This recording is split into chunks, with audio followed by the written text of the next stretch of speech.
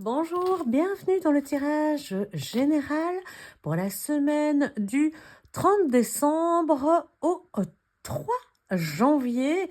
Semaine spéciale Nouvel An, excellent réveillon et joyeuse année à tout le monde. J'espère que vous allez vivre une année formidable, merveilleuse et pleine d'absolument tout ce que vous désirez. N'hésitez pas à aller voir sur la chaîne les mensuels du mois de janvier 2025, sont sortis déjà depuis un petit temps, et cela par signe astrologique.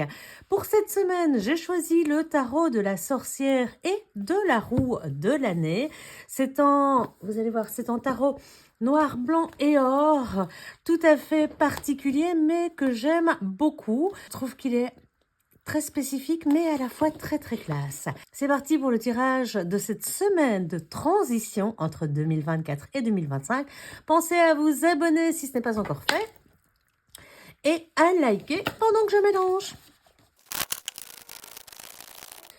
Le jeu est mélangé, nous allons découvrir à la coupe l'énergie générale de la semaine. Alors, un jeu qui est un peu plus long que les tarots traditionnels, pas beaucoup plus large, mais un peu plus haut. Pas toujours évident à tenir pour les petites mains. Alors, le 5 de coupe et la reine de feu, donc l'eau et le feu ici, la reine de bâton si vous préférez. Alors, que nous dit-on? On nous parle aujourd'hui de cette semaine, en tout cas, de briller, de dépasser les émotions difficiles, de relever la tête et de décider de franchir, j'ai envie de dire cette semaine, la tête haute, la tête droite, de reprendre des couleurs, de la vigueur et d'entrer de plein pied dans 2025, clôturer un chapitre ici avec le monde et la reine d'air qui accompagne la reine de feu, donc la reine d'épée, avec eh bien, beaucoup de courage, avec beaucoup d'envie, de motivation et surtout plein de choses à concrétiser. On sent qu'on fait un changement, on sent clairement la transition sur le plan vraiment intérieur, l'envie. On se dit, allez, c'est le début de l'année, je me lance, c'est bon. Vous savez, hein, ces résolutions, alors j'en parle beaucoup, vous allez me dire, mais les résolutions, c'est hyper important, hein, ça nous fait avancer. Alors, que nous prévoit-on pour cette semaine? Alors, hop, hop, nous allons commencer avec le 10 de denier, suivi de l'as de feu et de la tempérance, clairement ligne générale qui nous confirme bien cette transition. En 10, c'est une fin de cycle suivi d'en as, alors en renouveau, redémarrage. Et bah oui, bah clairement, on est dans une renaissance avec la tempérance. Que nous prévoit-on cette semaine? On nous prévoit eh bien, de se décharger des dernières choses qui n'ont pas été. On clôture les chapitres précédents. On clôture tout ce qui est à clôturer pour 2024. On clôture l'année pour laisser place à une nouvelle motivation, une nouvelle envie. C'est vraiment ça, hein, c'est vraiment ça cette semaine. C'est ce côté, on se dit, oh ben, on va mettre plein de choses en place pour aller mieux, pour se soigner sur un point de vue psychologique, émotionnel, physique également. Donc, on soigne toute sa personne, tout son être. On décide de mettre derrière, alors peut-être que vous avez fait le travail du tirage du week-end. Si vous n'avez pas vu le tirage du week-end, n'hésitez pas à aller le voir. Ça parlait entre autres d'introspection. Peut-être que vous pourriez faire le travail, c'est toujours possible, hein, parce qu'il y avait un travail complémentaire au tirage du tarot. Ça peut être intéressant pour vous aider à déposer finalement ce dont vous n'avez plus besoin, parce que le 10 de denier, c'est l'accomplissement. L'accomplissement matériel, l'accomplissement professionnel, c'est l'accomplissement d'un hobby. On a envie de faire des choses, on a envie de plein de choses. On se sent bien, on se sent heureux en cette fin d'année. On voit enfin les choses prendre fin pour aller vers quelque chose de neuf, quelque chose de brillant, quelque chose qui nous motive, qui nous donne envie. Est-ce qu'on a un nouveau projet? Est-ce qu'on est en train de mettre sur pied quelque chose?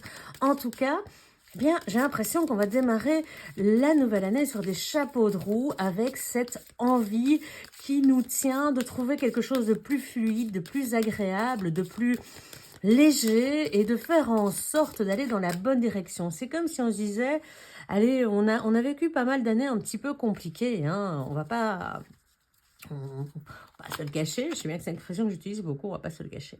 Ça fait partie de mes petites manies de langage. Voilà. Alors, effectivement, hein, c'est vraiment ça, c'est reprendre de la force, c'est reprendre la maîtrise de soi. Est-ce qu'elle n'est pas sortie ce week-end? Je ne sais plus. Je ne sais plus. On nous parlait en tout cas de prendre soin de soi, de prendre soin de son intérieur. Et on confirme hein, que cette semaine, on continue. La roue de la fortune était dedans, ça je suis certaine. Elle était sur la ligne du bas, elle était à la fin. On continue à prendre soin de soi, de son domaine matériel, de son corps. Alors ça peut simplement parler de cette bonne résolution, de cette motivation d'aller à la salle de sport. Ça peut être également de prendre soin de soi sur un plan plus esthétique, de se dire, bah tiens, cette année-ci, je vais me maquiller un peu plus pour les femmes ou je vais changer ma façon de m'habiller. Je vais changer deux, trois petites choses.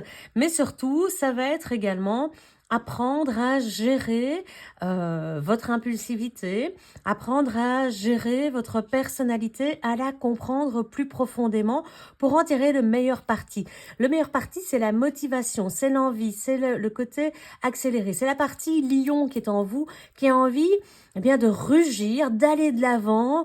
Et donc, pour ça, pour ne pas partir dans tous les sens et faire quelque chose de concret, de cohérent et qui a sa place pour faire avancer les choses dans le bon sens, eh bien, on va ici apprendre à gérer toutes ces forces, toutes ces capacités, ce que l'on est, soit apprendre à se découvrir, à se connaître pour pouvoir amener eh bien, ce feu vers quelque chose de concret. Alors, la roue tourne déjà ce week-end. Probablement que le travail que vous avez fait a porté ses fruits. Elle continue et elle nous apporte la tempérance. Donc, nous avons ici une association d'arcanes majeures. Alors, vous me connaissez dans ces cas-là, qu'est-ce que je fais? Je sors le mémo tarot de Colette Sylvestre, roue de la fortune. Alors, roue de la fortune, la carte 10 avec la tempérance. Alors, voilà.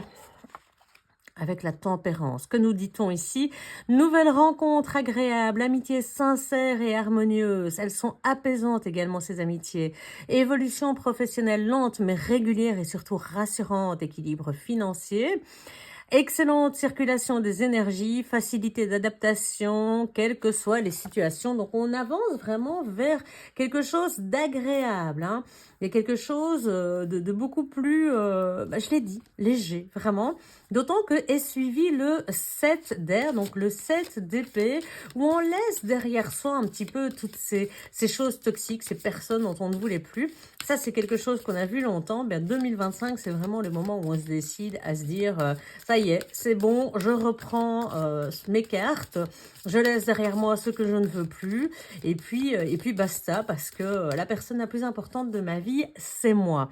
Alors, la seule chose avec laquelle vous avez du mal dans cette configuration, alors je vais soulever un petit peu pour qu'on voit quand même, c'est à clôturer, à faire que les choses soient définitives. C'est-à-dire que vous avez peur de prendre la place de quelqu'un. Vous avez peur d'être mis en avant. Vous n'aimez pas être sur le devant de la scène. Vous n'aimez pas qu'on vous remarque. Et ça, c'est quelque chose qui vous empêche d'aller jusqu'au bout. On l'avait à la coupe, hein, le 5 d'eau. 5 de coupe et le monde, donc relever la tête pour voir les opportunités qui nous permettent de clôturer ça. C'est comme si le fait d'avoir peur, d'être mis en avant, le fait de se dire « moi je coupe », j'ai décidé d'avancer, c'est quelque chose de difficile, d'accord? Alors, mais vous avez le droit de le faire, vous avez le droit de vous alléger de ce qui ne va pas, de déposer ce qui vous a, neuf d'air, hein, déposer ce qui vous a vraiment empêché d'avancer, ce qui vous a fait cauchemarder finalement, ce qui vous avait ruminé durant tout 2024. Tout ça, c'est quelque chose auquel vous pouvez prétendre. Mais pour ça, il va falloir acquérir de la sagesse. Ça prendra du temps. On ne vous dit pas débarquer du jour au lendemain et dire, voilà, j'ai décidé qu'aujourd'hui, je changeais tout. On sait, hein, les résolutions d'année, on les prend rapidement, mais c'est pas pour autant qu'elles se mettent en place dès le 2 ou le 3 janvier. Ce qu'on vous dit ici, c'est vraiment: oui, je décide de faire tourner les choses en ma faveur, de m'alléger, de faire en sorte que la vie que je veux, celle que je désire, celle qui me ressemble, je vais la créer sur le monde matériel. Je suis motivée, je décide de me redécouvrir et de faire en sorte, eh bien, oui, de prendre ma place. Et ça, c'est difficile pour vous parce que quelque part, soit vous avez un manque d'estime de vous, soit on vous a toujours demandé de ne pas vous mettre en avant, de ne pas oui, de rester discret, de ne pas vous faire remarquer, alors qu'en réalité, c'est peut-être ce qu'il vous faut, hein. Bon, après, ça peut être des gens qui travaillent sur les réseaux sociaux, vous avez envie de vous lancer, vous n'osez pas, mais tout ça, ça peut être lié à une éducation passée. Celle qui vous dit, eh bien, reste discret, n'en fais pas trop, ne te montre pas. Comment est-ce qu'on a... Alors, cette phrase-là, c'est pour vivre heureux, vivons cachés. Donc, c'est un peu tout ça qui reste dans la tête et qui empêche de tourner le chapitre définitivement. On voit qu'on a du mal. Ce n'est pas impossible, il va falloir gagner en sagesse, en maturité et prendre le temps d'évoluer. Tout cela, on a la motivation. On est sur un as d'épée, donc sur un début. La roue commence à tourner vers eh bien, cet allègement, cette modification de notre être. On ne change pas de comportement, d'attitude ou de qui on est comme ça du jour au lendemain. C'est quelque chose qui se met en place, qui demande du temps pour être mis en place et c'est tout à fait normal, hein. L'ermite, il va nous apporter la sagesse, il va aussi nous apprendre à décider par nous-mêmes, à savoir nous retirer quand ce n'est pas les bons moments. Donc ce côté où on n'ose pas se mettre en avant, eh bien, il va se dire, pour l'instant, je ne me mets pas en avant, je vais attendre un petit peu et puis je reviendrai quand ce sera le bon moment. La maîtrise de sa force, la maîtrise de son être, de son soi. Et on reviendra plus tard, quand ce sera le bon moment, quand on se sentira plus à l'aise avec ces émotions-là, quand on sentira qu'il est temps, cette fois-ci, de se décharger complètement. Donc l'ermite, il se dit qu'il n'est pas pressé, qu'il va faire tout ça. Et que, oui, on peut prendre, vous savez, cette partie-ci, j'ai toujours, c'est la partie dont vous prenez connaissance, qui peut bloquer les énergies du bas, et celle-ci, celles qui vous permettent de dépasser ces énergies bloquantes, hein, cette espèce de sabotage, d'auto-sabotage, cette énergie pas destructrice, mais en tout cas limitante.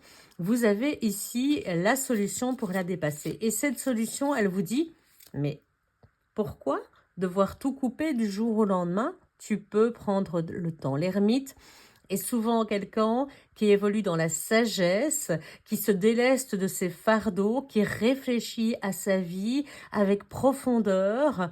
Il va pas faire les choses rapidement parce que souvent c'est un homme âgé, donc il va prendre le temps, il va appuyer sa démarche sur ses propres connaissances et il prend le temps pour que les choses soient parfaite, pour ne pas tomber dans un côté dépressif ici, puisque l'ermite est côté positif. Le valet d'eau, lui, ça va lui permettre de redécouvrir de nouvelles émotions, de se sentir bien, de se dire, eh bien oui, je redécouvre qui je suis. Il y a des choses qui me surprennent sur moi-même, je ne m'attendais pas à être comme ça. Je me pensais peut-être plus fort ou je me pensais peut-être inversement plus fragile, alors qu'en réalité, j'ai beaucoup plus de force que je ne le pense. Mais tout ça, c'est parce que aussi, vous déchargez une partie du surplus, une partie de la charge qui pèse sur vos épaules, de ce qui vous empêchait d'avancer. C'est vraiment ça, hein, c'est ce côté, tout ce qui était là, et qui vous empêchait de voir la fin le but à atteindre, la direction à prendre, eh bien ça y est, vous déposez une partie de ces fardeaux. Alors peut-être pas tout parce que l'ermite prend le temps, on va déposer une charge après l'autre et ainsi de suite. Et on va redécouvrir en douceur, avec calme, le flux ininterrompu de la sagesse, de la guérison intérieure, de l'émotion, de la redécouverte de soi, de son soleil intérieur, de son enfant intérieur, voilà, de qui on est. La roue, ce n'est pas une roue qu'on va lancer à toute vitesse, c'est une roue qui se met en marche tout doucement et qui va prendre de la vitesse au fur et à mesure de la semaine, et j'ai envie de dire des mois et des semaines qui vont passer. 9 d'air, on va couper avec les énergies de rumination. On veut couper avec les énergies négatives, avec tout ce qui nous faisait cauchemarder. C'est vraiment ça hein, que l'ermite nous aide à faire. D'autant plus qu'on a donc deux trinités. On a la trinité de feu, donc de bâton, et de terre, donc de denier, où on vous dit qu'effectivement, vous allez reconstruire quelque chose de nouveau. Vous avez la motivation, vous allez sortir de votre zone de confort. Doucement, mais sûrement, vous allez chercher des solutions en vous, vous allez écouter votre intuition, vous allez aller voir au-delà des apparences, vous allez aller chercher des solutions là où elles se trouvent. Vous n'allez pas rester confortablement assis à attendre que tout vous vienne. Non, vous prenez les choses en main cette semaine pour vous reconstruire. Vous voyez, il y a vraiment l'idée du squelette auquel on ajoute les muscles pour arriver à cette main. Et vous êtes entouré, vous n'êtes pas seul pour faire ce chemin. Vous avez de la famille, vous avez des amis, vous avez des gens qui vous entourent. Mais en tout cas, on voit que ce que vous mettez en place va être solide. Ça prend du temps. Clairement, ça prend du temps. Et c'est normal parce que cette fois-ci, on ne fait plus les choses vite, on fait les choses bien. Et c'est là toute la différence entre ce qu'on a toujours fait qui n'a pas fonctionné et ce qui va fonctionner cette fois-ci. 5 de bâton, reine de terre. Alors, bien entendu, tous ces changements, ça provoque toujours des étonnements chez les autres. Si vous étiez habitué à dire oui à tout et que subitement vous mettez à dire non ou à négocier ou clairement, voilà, vous êtes plus disponible en permanence, on peut voir effectivement que ça risque de générer certains conflits. C'est pas grave, mettez-vous à l'abri quelque temps, remettez-vous dans votre grotte à ce moment-là. Vous voyez, c'est ce qu'on disait ici. Je vais bouger les cartes. Voilà, l'ermite.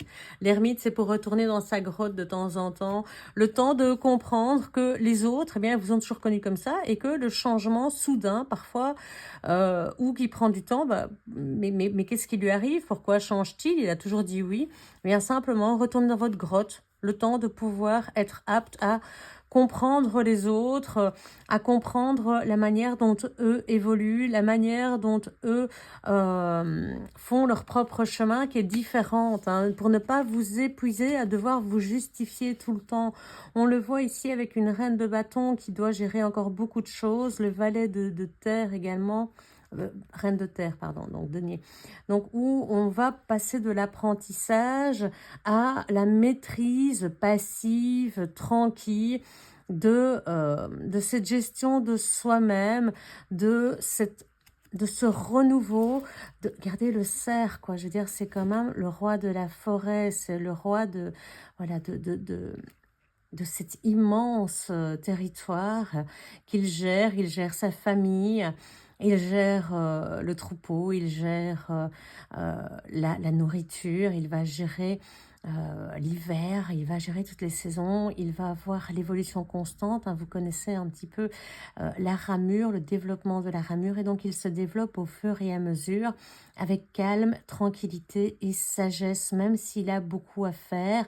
Il va découvrir tout ça, il va passer de cette découverte de cette nouvelle nature de soi à, eh bien oui, j'apprends à savoir qui je suis, je redécouvre mes émotions et surtout je sais que parfois ça peut déstabiliser les gens et qu'à ce moment-là, il me suffit de retourner dans ma grotte, que je n'ai pas à briller ou à éteindre éventuellement la lumière des autres pour pouvoir devenir qui je suis vraiment.